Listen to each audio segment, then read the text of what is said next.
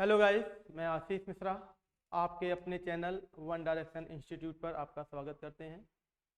CUT domain subject का ये अगला लेक्चर जो आपके लिए लेके आए हैं, इसमें आपको समझाया जाएगा इलेक्ट्रिक फील्ड वैद्युत क्षेत्र के बारे में। इसमें आप पढ़ेंगे कि वैद्युत क्षेत्र कोई चार्ज कैसे बनाता है और उसकी पहचान कैसे होती है और आगे यही चीज़ कैसे डेवलप हो जाती है इलेक्ट्रिक फील्ड के साथ साथ में उसकी इंटेंसिटी में। आपको यहाँ पर एक नई चीज़ और जानने के लिए मिलेगी कि टेस्ट चार्ज क्या होता है और इसकी अपनी प्रॉपर्टीज़ क्या होती हैं, ये कैसे एक रोल अदा करता है एक इलेक्ट्रिक फील्ड को रिकॉग्नाइज करने के लिए, और ये होना क्यों ज़रूरी है और ये किस कंडीशन या किस जात या कैटेगरी का ही होता है, हमेशा ऐसा ही क्यों रखा जाता है, वगैरह वगैरह चीज़ें आपको मिलने वाली हैं इस टॉपिक में। क्लियर है? तो आज के अपने चैनल इस टॉपिक में हम आपको पढ़ाएंगे इलेक्ट्रिक फील्ड के बारे में। तो मेरे प्यारे बच्चों, आप हेडिंग लगा लीजिएगा प्यार से, इलेक्ट्रिक फील्ड वैद्युत क्षेत्र। कॉपी पेन उठा लें आराम से और एक प्यारी सी हेडिंग लगा लें, इलेक्ट्रिक फील्ड।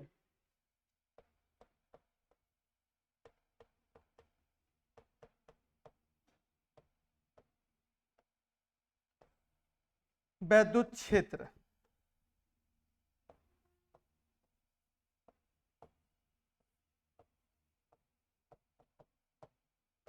आज का ये टॉपिक रहेगा और आप जानेंगे ये कैसे हम रिकॉग्नाइज करते हैं कि वैद्युत क्षेत्र कहाँ और कैसे बनना चाहिए। आप पीछे प्रॉपर्टी जैसा कि पढ़ के चले जा रहे हैं कि मैंने आपको आवेश या चार्ज के बारे में पढ़ाया था, आपको चार्ज के बारे में पढ़ाया जा चुका है। चार्ज क्या करता है? चार्ज एक तरीके की प्रॉपर्टी स्वयं में रखता है इलेक्ट्रिक की। किसकी? इलेक्ट्रिक की। अगर हम मान लेते हैं कि कोई चार्ज है जो पॉजिटिव चार्ज है, अब ये पॉजिटिव चार्ज क्या करता है? अभी तक ये पॉजिटिव चार्ज में अगर कल्पना करूं तो ये पॉजिटिव चार्ज जो है अपने चारों ओर एक तरीके का फील्ड जनरेट करता है, एक तरीके का फील्ड जनरेट करता है। ये चार्ज जो है वो एक तरीके का क्या करता है? फील्ड जनरेट करता है। ये फील्ड जनरेट करता है, इसकी मुझे जानकारी नहीं होती है, लेकिन मुझे लगता है, मुझे इमेज करना होता है कि ये अपने चारों तरफ क्या करता है, कुछ ना कुछ इमेजिनरी लाइन से, कुछ ना कुछ इमेजिनरी लाइन से जो हमें दिखाई नहीं देती हैं, क्या कर रहा होता है? फील्ड जनरेट कर रहा होता है। परंतु ये हमें फील नहीं होती हैं, दिखाई नहीं देती हैं, तो मुझे पता कैसे चले कि ये अपने चारों ओर फील्ड बना रहा है? तो इसके लिए क्या करना होता है? इसके लिए मुझे एक पॉइंट चार्ज या एक टेस्ट चार्ज लेना होता है। माना कि मैंने यहां पर एक बहुत छोटा सा चार्ज जिसको नाम दिया जाता है टेस्ट चार्ज Q नॉट लिया, इसका नाम होता है टेस्ट चार्ज। क्या नाम होता है? Test charge.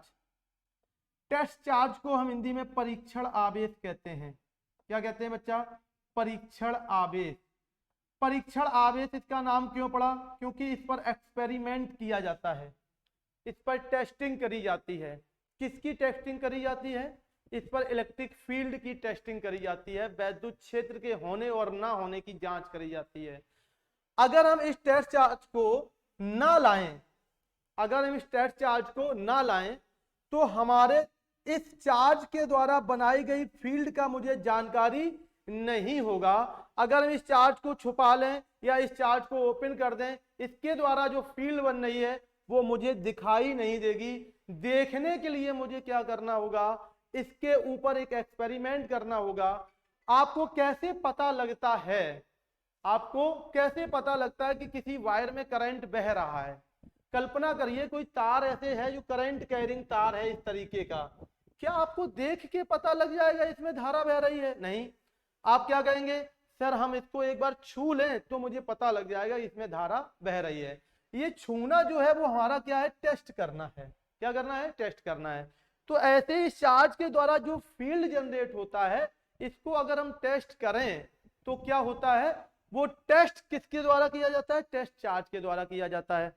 तो यहां पर परीक्षण आवेश की कुछ क्वालिटीज होती हैं, उस क्वालिटीज पे विचार करते हैं, फिर आपको बताते क्या क्या क्वालिटीज होती हैं और फिर हम इसी पेज पर आते हैं।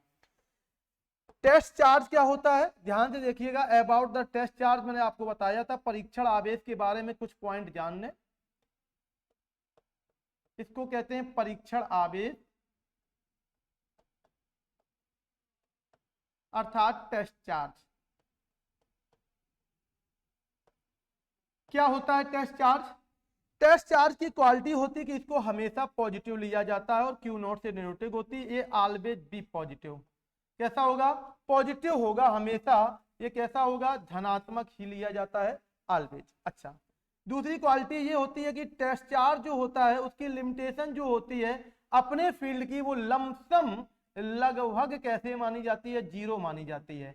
क्योंकि ये बहुत ही कैसा होता है? वेरी वेरी वेरी स्मॉल होता है, बहुत छोटा होता है। इस वजह से इसकी इंटेंसिटी जो होती है वो कैसे होती है? बहुत छोटी होती है। अर्थात इसका जो फील्ड होता है या इसकी जो फील्ड लाइन होती हैं वो लगभग लगभग कैसा फील्ड बनाती हैं? जीरो फील्ड बनाती हैं। कोई भी इसके आसपास से इंटेंसिटी जनरेट नहीं होती। अर्थात इसकी इंटेंसिटी या इसका अपना क्षेत्र कैसा माना जाता है? जीरो माना जाता है। कैसा माना जाता है? जीरो माना जाता है। टेस्ट चार्ज एक काल्पनिक है, मतलब इसको हम केवल टेस्टिंग के लिए ही लेते हैं। अर्थात इसका कोई अस्तित्व नहीं है, केवल हम कल्पना लेके करते हैं। काल्पनिक है, इमेजिनरी है एक तरीके से। ये इसकी हम केवल कल्पना कर सकते हैं, इमेज कर सकते हैं कि ये है। और इमेज किसके लिए करते हैं? फील्ड की जानकारी प्राप्त करने के लिए इमेज करते हैं। अब क्या पता लगा? पेज पर आते हैं। अगर हम कोई टेस्ट चार्ज इस चार्ज के आसपास ले आते हैं तो ये क्या करता है? आपको पहले बताया गया है कि दो चार्ज एक दूसरे के खिलाफ कुछ ना कुछ रिएक्शन देते हैं, या रिपेलिंग रिएक्शन देंगे या अट्रैक्टिंग रिएक्शन देंगे। अर्थात दो चार्ज अगर एक दूसरे के पास लाए जाते हैं तो बच्चा या तो ये एक दूसरे को प्रतिकर्षित करेंगे या उनको क्या करेंगे? आकर्षित करते हैं। तो हम आपको बता देते हैं कि जो प्लस चार्ज है जो फील्ड बनाएगा ये पॉजिटिव चार्ज है और ये भी पॉजिटिव चार्ज है। तो ये क्या करेगा? इस टेस्ट चार्ज पर, टेस्ट चार्ज पर, परीक्षण आवेश पर एक रिपेलिंग फोर्स करेगा जो क्या करेगा? इसको बाहर की ओर धकेलाएगा। क्या करेगा? बाहर की ओर धकेलाएगा। तो यहां से दो चीजें क्लियर हो जाती हैं। टेस्ट चार्ज से आपका इलेक्ट्रिक फील्ड की जानकारी हो जाती है और ये फील्ड जो बना रहा है उस फील्ड को हम ई वेक्टर से डिनोट करते हैं। किससे डिनोट करते हैं? ई वेक्टर से डिनोट करते हैं। अच्छा, दूसरी बात आपको यहां पर एक चीज की और नॉलेज होनी चाहिए कि जो मैंने यहां पर पॉजिटिव चार्ज लिया था, कैसा लिया था? Positive charge. ये बच्चा पॉजिटिव चार्ज जो है ये धन चार्ज से मुझे पता लग जाता है कि अपने चारों ओर फील्ड जनरेट कर रहा है। तो इससे मुझे ये भी ज्ञान मिल जाता है, ये जानकारी प्राप्त हो जाती है कि बच्चा ये जो पॉजिटिव चार्ज है ये अपने चारों ओर आउट ऑफ द फील्ड बनाता है। मतलब इसका क्षेत्र जो होता है, इसके क्षेत्र की जो दिशा होती है, इसके फील्ड का जो डायरेक्शन होता है बच्चा, वो किधर होता है? बाहर की तरफ होता है। किधर होता है? बाहर की तरफ होता है, आउटसाइडर होता है। किधर होता है? आउटसाइडर होता है। अर्थात इसके द्वारा बनाया गया फील्ड किधर होता है? बाहर की ओर होता है। किधर की ओर होता है?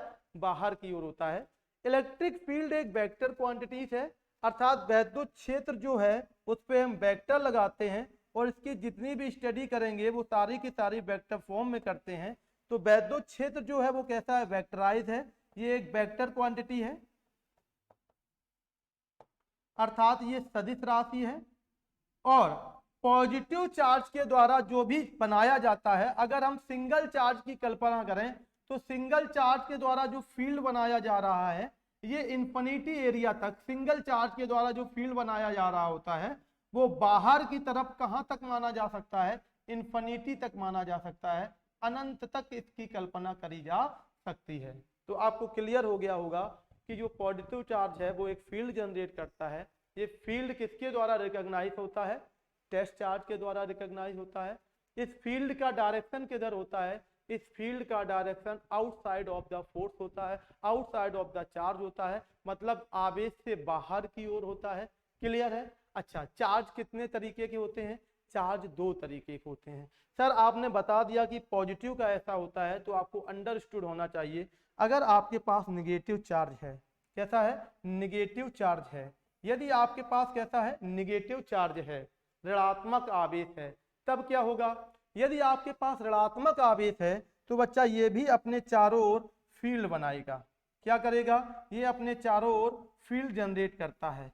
अब इस फील्ड का डायरेक्शन कैसे पता लगे, इस फील्ड का रिकॉग्निशन कैसे हो, इस फील्ड को कैसे पहचाना जाए कि ये फील्ड बना ही रहा है, तो हमने पुनः बताया कि इसके लिए भी आपको एक चार्ज लेके आना पड़ेगा। इस चार्ज का नाम जानते हो? जल्दी से कमेंट्स करके बताओ, इस चार्ज को क्या कहते हैं?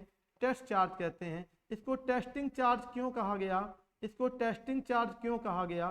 क्योंकि ये केवल और केवल फील्ड को पहचानने के लिए टेस्ट किया जाता है। इसका हमेशा टाइप कैसा होता है? पॉजिटिव होता है। जैसे ये चार्ज क्या करता है, इसके फील्ड में आता है, इसके इलाके में आता है, तो इसका यहाँ भैया भौकाल होता है। यहाँ रखे हुए एक बड़े चार्ज का क्या होता है? भौकाल। ये बहुत छोटा सा है। दबा पिसास्तर में एक मजदूर टाइप का आदमी, ये जैसे इसके फील्ड, इसके क्षेत्र में आया, इसने अपना दबदबा बनाया। ये कैसा है? निगेटिव है। ये ऑलवेज कैसा है? पॉजिटिव है। आपने पीछे चार्ज प्रॉपर्टी में पढ़ा होगा, पॉजिटिव चार्ज और नेगेटिव चार्ज जो होते हैं वो एक दूसरे को क्या करते हैं? अट्रैक्ट करते हैं। अर्थात पॉजिटिव किधर की तरफ भागेगा? इधर की तरफ, और ये वाला किधर भागेगा? इधर की तरफ। मतलब ईच अदर, एक दूसरे को अट्रैक्ट करते हैं। अगर हम इसको स्थिर मान लेते हैं और इसको चला के ला रहे हैं, तो ये पॉजिटिव चार्ज क्या होगा? इस ऋणात्मक चार्ज की ओर खींचा चला आएगा। अर्थात यहाँ पर अट्रैक्शन होता है। क्या होता है? अट्रैक्शन होता है। ये एक दूसरे को क्या करते हैं? खींचते हैं। क्या करते हैं? खींचते हैं। जब ये एक दूसरे को खींचते हैं तो अट्रैक्शन के कारण इन पर एक फोर्स लगता है, जो किधर की ओर होता है? अंदर की ओर होता है। किधर की ओर होता है? अंदर की ओर होता है। तो आपको दूसरी बात ये पता लग रही होगी कि जो ऋणात्मक आवेश होता है, निगेटिव जो चार्ज होता है, उसका फील्ड का डायरेक्शन, उसके फील्ड का जो डायरेक्शन होता है, इसके फील्ड का जो डायरेक्शन होता है बच्चा, वो किधर होता है? फील्ड का जो डायरेक्शन होता है वो किधर होता है? टुवर्ड्स द चार्ज होता है। किधर होता है? टुवर्ड्स द चार्ज, अर्थात आवेश की ओर होता है, अंदर की ओर होता है। तो ऋणात्मक आवेश जो होते हैं वो किधर की ओर क्षेत्र बनाते हैं? अंदर की ओर क्षेत्र बनाते हैं। वैद्युत क्षेत्र का जो निर्माण करते हैं वो किधर की ओर होता है? टुवर्ड्स द चार्ज होता है, अर्थात आवेश की ही ओर इनका क्या बनता है? फील्ड बनता है। किधर? आवेश की ओर फील्ड बनता है। और ये क्या करेंगे? जितने भी टेस्ट चार्ज हैं उनको क्या करते हैं? अट्रैक्ट करते हैं। क्या करते हैं? अट्रैक्ट करते हैं। तो ये क्लियर हो गया होगा कि इलेक्ट्रिक फील्ड यही जनरेट करते हैं। फील्ड ये लाइन है, इनकी चर्चा हम आगे टॉपिक में करेंगे कि फील्ड लाइन की प्रॉपर्टीज वगैरह क्या होती हैं। क्लियर है या नहीं? जल्दी से एक बार कमेंट डाल दीजिएगा। इसी से आगे आपको ये पता लगता है कि इलेक्ट्रिक फील्ड की इंटेंसिटी क्या होती है। इलेक्ट्रिक फील्ड की इंटेंसिटी क्या होती है, क्या होता है इलेक्ट्रिक फील्ड या वैद्युत क्षेत्र, है ना, और इसकी तीव्रता कैसे पहचान में करेंगे। अभी अगर हम वैद्युत क्षेत्र की तीव्रता की चर्चा करते हैं तो देखते हैं कि वैद्युत क्षेत्र, जैसा कि आप पीछे पढ़ के आ रहे थे कि दोनों आवेशों के द्वारा टेस्ट चार्ज पर क्या किया जाता है? एक फोर्स लगाया जाता है। टेस्ट चार्ज पर क्या किया जाता है? एक फोर्स लगाया जाता है ना। तो क्या होता है? ये कितना फोर्स लगाया जा रहा है, इसका अगर मुझे कंपेयर मिल जाए तो मुझे पता लग जाएगा कि इसका वैद्युत क्षेत्र कितना स्ट्रॉन्ग है या कितना वीक है ना। तो हम चीजें फिर से एक एक करके वहीं से आपको सिखाते हैं कि कैसे आपको देखना है, कैसे आपको समझना है। अभी आप समझ चुके हैं। माना अभी मैंने क्या लिया है? ये पॉइंट चार्ज लिया है। पॉइंट चार्ज का आशय होता है ऐसा चार्ज जो संपूर्णतया एक ही बिंदु पर केंद्रित हो जाए, कंप्लीटली किसी एक पॉइंट पर क्या है? एकत्रित है, एकदम से इकट्ठा हुआ है, उसको हम पॉइंट चार्ज कहते हैं। अब ये पॉइंट चार्ज क्या करेगा? जो पॉजिटिव है तो ये अपने बाहर की तरफ क्या करता है? फील्ड बनाता है। अपने बाहर की तरफ क्या करता है? फील्ड बनाता है। जब ये अपने बाहर की तरफ फील्ड बनाएगा बच्चा, अगर हम इस पे एक टेस्ट चार्ज टेस्टिंग के लिए लाते हैं, जिसको हम क्या कहते हैं? आपका क्यू नॉट। अच्छा, क्यू नॉट जब हम इधर की ओर लाए तो आपको पिछली कहानी मालूम है कि जब ये इधर आ जाएगा तो इस पर क्या करेगा? एक फोर्स लगेगा। क्या करेगा? एक फोर्स। ये फोर्स अट्रैक्टिंग है या रेपेलिंग है? तो ये क्या करता है? रेपेल करता है। क्या करता है? रेपेल करता है, अर्थात इसको धकेलता है, धक्का मारता है। क्या करता है? धक्का मारता है। वो किधर की ओर धक्का मारता है? बाहर की ओर धक्का मारता है। अगर ये बाहर की ओर धक्का मारता है तो ये कितने फोर्स से धक्का मारता है और इसका फील्ड कैसे पता लगाया जाए? तो देखो बच्चा, हम क्या करते हैं, माना कि मैंने लेट कर लिया कि एक फोर्स लगा F, किस पर लगा, क्यू नॉट पर लगा, टेस्ट चार्ज पर। तो टेस्ट चार्ज के कंपेयरिंग में, टेस्ट चार्ज के कंपेयरिंग में इस पर कितना फोर्स लग रहा है इसकी हम गणना कर लेते हैं, तो मुझे पता लग जाएगा कि कितना इंटेंसिटी है या कितना फील्ड इसका स्ट्रॉन्ग है। तो आप समझते होंगे अगर हम इलेक्ट्रिक फील्ड की चर्चा करें पर यूनिट चार्ज एकांक जो धन आवेश है, एकांक जो परीक्षण आवेश है, उस पर जो चार्ज लग रहा होता है वो उसके फील्ड को क्या करता है, वेरीफाई करता है कि वो कितना स्ट्रॉन्ग है। तो E बराबर में F वेक्टर अपॉन में Q नॉट, E बराबर में F वेक्टर अपॉन में Q नॉट, ये बताता है कि यहां पर इलेक्ट्रिक फील्ड जो जनरेट हुआ है, इलेक्ट्रिक फील्ड जो जनरेट हुआ है वो कितना स्ट्रॉन्ग है, कितना स्ट्रॉन्ग है, उसका फॉर्मूला आपको प्राप्त होता है E वेक्टर इक्वल टू में F वेक्टर अपॉन में Q नॉट। यहां से चीजें क्लियर हो जाती हैं। अगर हम इलेक्ट्रिक फील्ड की डायमेंशन पूछा जाए और यूनिट पूछा जाए तो यहां पर आप बता सकते हैं E वेक्टर इक्वल टू में, अगर यहां पर यूनिट की चर्चा करी जाए, किसकी चर्चा करी जाए, यूनिट की, वेरी वेरी इंपॉर्टेंट, कई सारे एग्जाम में इनको पूछा जाता है, क्योंकि ये 2 और 3 तरीके से ऑप्शन में लाए जाते हैं। अगर हम सीधा सीधा फॉर्मूला बेस से इसको देखें तो इसका आता है न्यूटन पर कूलाम, एफ का क्या हो जाता है न्यूटन और इसका क्या हो जाता है कूलाम। अगर इसको मॉडिफाई करके लिखा जाए तो न्यूटन इंटू में कूलाम की पावर -1 या कूलाम क्या हो जाएगा, कूलाम आपका इन्वर्टेड कूलाम हो जाता है, इन्वर्ट लगा दिया जाता है, इन्वर्टेड कूलाम हो जाता है, तो एनसी इन्वर्टेड, ठीक है, तो आपका कूलाम का इन्वर्स हो जाता है। डन। अच्छा, अब क्या करना है जरा विचार करिएगा। अगर हम इसी न्यूटन पर कूलाम को थोड़ा सा और मॉडिफाई करके बनाएं, अगर मैं ऊपर और नीचे मीटर का गुणा करा दूं, ऊपर और नीचे क्या कर दूं, मीटर का गुणा करा दूं, तो बच्चा आप ये देखते हैं कि न्यूटन और मीटर जो ऊपर बना हुआ है, नीचे कूलाम इंटू में मीटर बन जाएगा। न्यूटन और मीटर अगर आपने कभी पढ़ा हो तो इसको जूल भी लिखा जाता है, क्या लिखा जाता है, जूल लिखा जाता है। तो इसके अकॉर्डिंग इस मात्रा को हम इस प्रकार से भी लिख सकते हैं, जूल पर कूलाम इंटू में मीटर, क्या लिख सकते हैं, जूल पर कूलाम इंटू में मीटर, है ना। एक रिलेशन आपने पढ़ा होगा, अगर पढ़ा होगा तो एक रिलेशन और आपको याद दिला देते हैं। 2 यूनिट तो आपको मिल गए, नंबर 1 यूनिट आपको मिल गया सीधा फॉर्मूला से न्यूटन पर कूलाम, नंबर 2 आपको यूनिट मिल गया जूल पर कूलाम इंटू में मीटर, नंबर 3 आपको भाई एक रिलेशन बता देते हैं, ई का रिलेशन होता है डेल्टा वी अपॉन में डेल्टा एक्स, और यहां पर माइनस होता है इंग्रेडिएंट ऑफ, आपको पोटेंशियल डिफरेंट कहते हैं इसको, विभव प्रबलता के अनुक्रमानुपाती या बराबर होती, वो भी ऋणात्मक साइन के। तो ई का ये रिलेशन याद रखिएगा, ई जो होता है वैद्युत क्षेत्र जो होता है वो क्या होता है, माइनस का डेल्टा वी अपॉन में डेल्टा एक्स, ये इंग्रेडिएंट ऑफ क्या है, पोटेंशियल डिफरेंट है।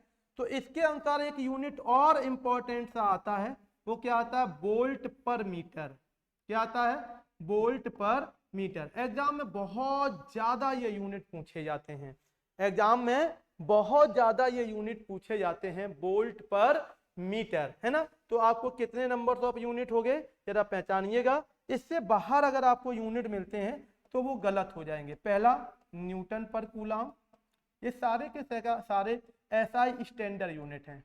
दूसरा जूल पर कूलाम इंटू में मीटर, तीसरा वोल्ट पर मीटर, तीसरा वोल्ट पर मीटर। अब हम बात कर लेते हैं, इतना सब पढ़ना आपको जानकारी मिली तो डायमेंशन फॉर्मूला की, किसकी बात कर लेते हैं, डायमेंशन फॉर्मूला को हम जिसको कहते हैं हिंदी में विमीय सूत्र, क्या कहते हैं, विमीय सूत्र। खूब पूछा जाता है, चांस होते हैं इसके विमीय सूत्र पूछे जाने के इलेक्ट्रिक फील्ड से।